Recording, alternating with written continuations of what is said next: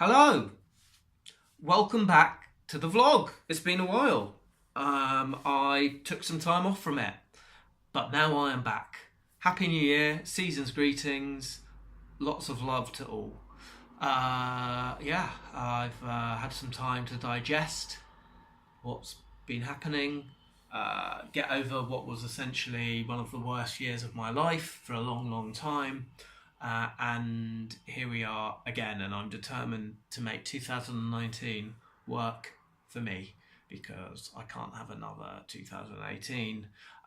Essentially, it was so bad because I had a massive writing project that was offering me a lot of validation, and if it had got commissioned, I feel like it would have been basically what I had been working towards for my whole career and opened a lot of doors for me, and it ended quite horribly in a bad way.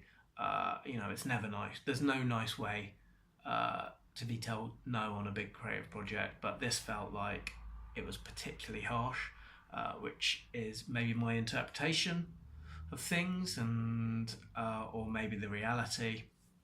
I'm still processing it, if I'm honest, because the ego tries to protect you, and my ego thinks it was a great project and deserved to be commissioned, but maybe it's not good, and and then maybe you think, well, I'm not talented, I'm not good enough. I'm obviously talented on some level, but I'm not good enough, because the empirical evidence suggests that, and then you just spend the remainder of the year just really like beating yourself up about it, when the reality is that TV, film, literary, they are very, very hard, and talent doesn't necessarily mean anything. A lot of it is luck, connections. You've got to have so much luck, and on this occasion it didn't work out for me, but I also had borrowed some money because it looked like it was going to work out, so I made the calculated risk to in order to finish the project. I had to live, had to eat, had to pay my rent. Had to give an extra 6 weeks work to it because it was such a big project, and there was no way to do that other than to go into my overdraft, and the commissioner seemed interested in it. Essentially, I'm saying essentially a lot to say, but I mean, boiling it down, simplifying it, the commissioner left before I handed the finished thing in, and that was just unlucky, and we didn't know she was leaving, and if that hadn't have happened, perhaps things would have been different. So when I borrowed the money, she was still working there, interested in the project, and I probably wouldn't have put as much work in if I'd known she was leaving, but she loved it and she left. So it was horrible, one of the worst experiences of my life, and I have picked myself up and I'm ready for 2019. Also, what else happened? I got fired from the first job I've really enjoyed for many years. I was working there for about 3-4 months, and I got unfairly fired, even though it was like a 0 hours contract. Just wasn't asked back, and it's because it's this bar basically run by people who shouldn't be running a bar because they're children, and they're all out of work actors, and it was just really, really a bad experience for me that has tainted my opinion on all human beings, and I'm still very angry about that. And another bar I worked at before that,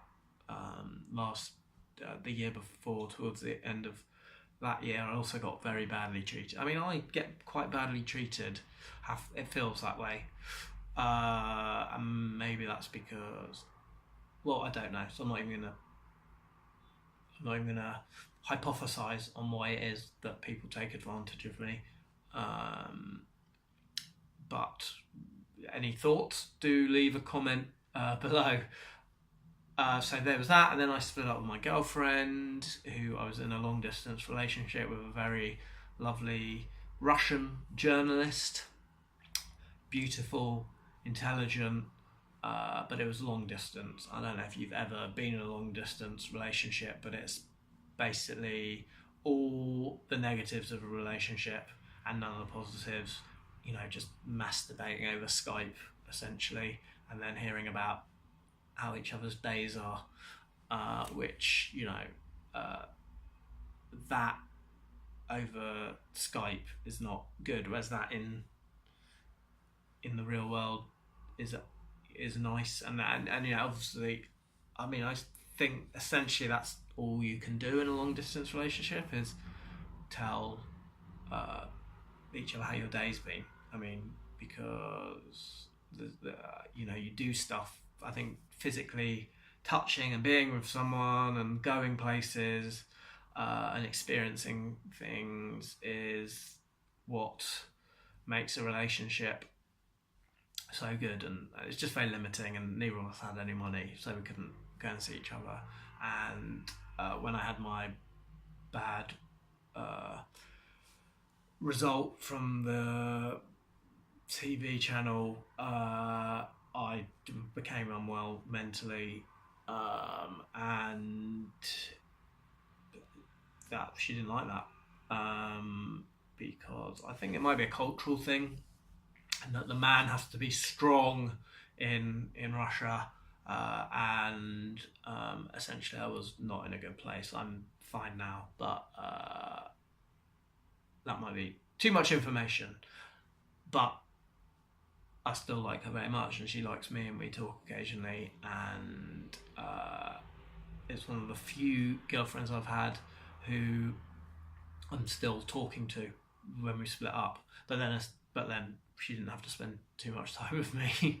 I have this neurosis that I'm corrosive to people, and I break them down, and I don't know if that's true. But we'll find out when I enter into my next relationship, which I'm very much looking for. I entered the London dating scene, which is as horrific as you've heard all about. It's not fun. The novelty was fun. When I first heard about, like online dating, and it was just like, oh, well, you just see a picture of someone and then you match and you go and have sex, and it sounded amazing. And let me tell you, the reality is completely and utterly different. And I'm beginning to realise that I think online dating is actually a con. I don't think it works. I think there's something to be said for meeting someone in the real world and building a connection that way. It just feels like the online dating is like, I love the spark and spontaneity of when you randomly meet someone, and you're not going out looking for anything and it happens. Whereas this is like, feels almost like business. There's no romance. It's like you've just seen a picture of someone, you've texted them a couple of times, and then you both sat there, both looking for someone, and is this the right person? It's like a job interview. It's not romantic in any way, and so I don't like it. That's what I'm reading, and I'm going on, I think, 2 more dates next week, and then that's it. I'm deleting the app, hoping to anyway. Well, maybe one of these dates will be good, but I'm ready to just leave that out now. Finished. Thank you, online dating. I mean, I was quite burnt by one date I went on, which I spoke about in the last vlog, where it went really well, for both of us, and then she just went missing and essentially started ghosting me. I mean, I've been ghosted so many times in the last 6 months. And it just gets worse every time. It's not like, oh, well, once you've been ghosted once, you get used to it. That is my kryptonite. Ghosting me, being ignored. Don't know what that is, why that is so painful to me, but and there's a similar thing happened with the TV show. I was ghosted for a large part of the process, and that was probably more painful than hearing no. It was just this like not being a priority. So there we go, guys. I've told you my greatest weakness: ignore me. That's how to manipulate me and make me feel like shit. Over Christmas I got off with a racist. I didn't know she was racist. We met at Winter Wonderland, and she needed the toilet. We went past Pizza Hut, and we went in there, and her exact words were, "I can't take a shit in here. It's full of blacks and Muslims." And sadly, I'd already got off of her, but I did actually get off of it again after that, because I didn't have sex with her. Those are my principles. I will kiss a racist, but I won't have sex with her. Although part of me was thinking, based on how corrosive I think I am in relationships, it might have been quite good to go out with her. That would have been my revenge on the racist, just to go out with her. That'd be great punishment for her. But yeah, it was shocking to hear those words come out of her mouth. I was like, my mouth dropped open. So did hers. So I stuck my tongue in it. No, that isn't how we went till we're outside. And then we went to pie, and I sort of secretly walked away at one point, because like 5-10 years ago I'd have slept with her, definitely. But I've grown up, I've matured, so there we go. I didn't do anything other than kiss a racist. So I did call her out on it, by the way. I said, you can't say that, and then she went on this big thing, and I just thought, this is not worth it. This woman cannot be changed. What else happened in 2018? I did 12 weeks work in total. One of the times was, as I spoke in an earlier vlog, was at a Romeo and Juliet themed bar where I worked with colleagues who were essentially sperm children, and it makes me laugh. It's interesting that it just goes to show that I am not acting my age, because I'm like up to 10 or 20 years older than a lot of my colleagues, and I'm always seem to be hanging around with younger people, which says that I am a man-child, but I'm Peter Pan.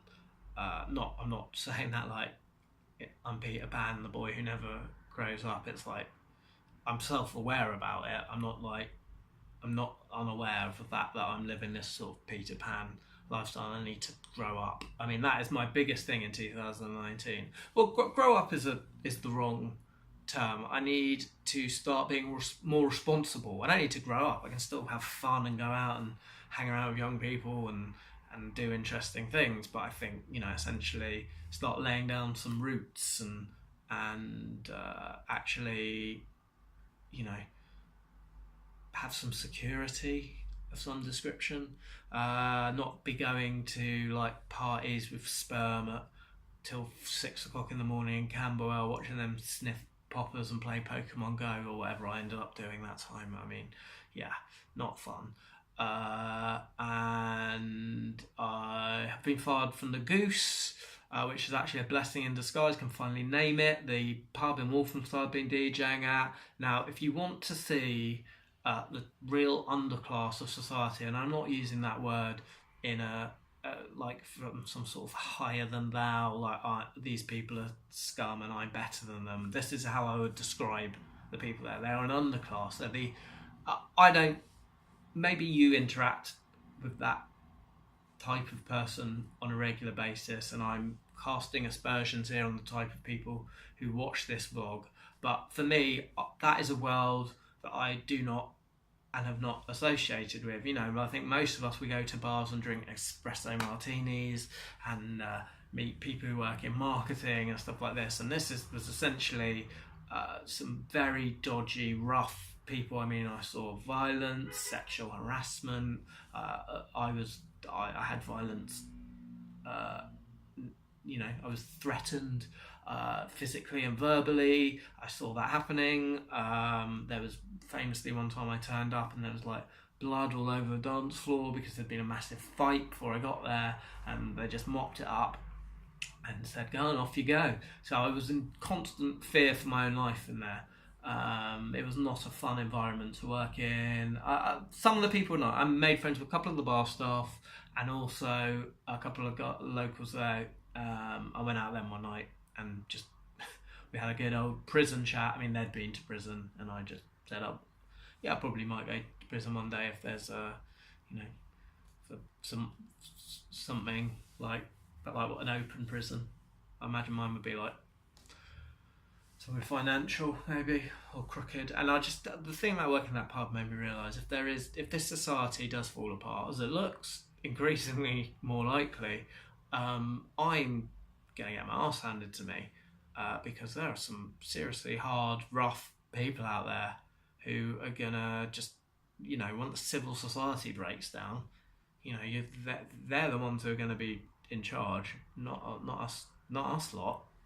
They're going to be smashing those espresso martini glasses on the floor and slitting our throats and using us for meat, So that's the one thing that made me realise. Anyway, I'm glad to see the back of that place, and I'm glad to see the back of 2018.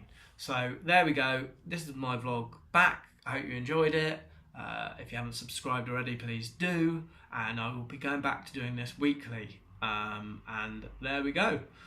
Lots of love. Have a great 2019, and I will see you all next week.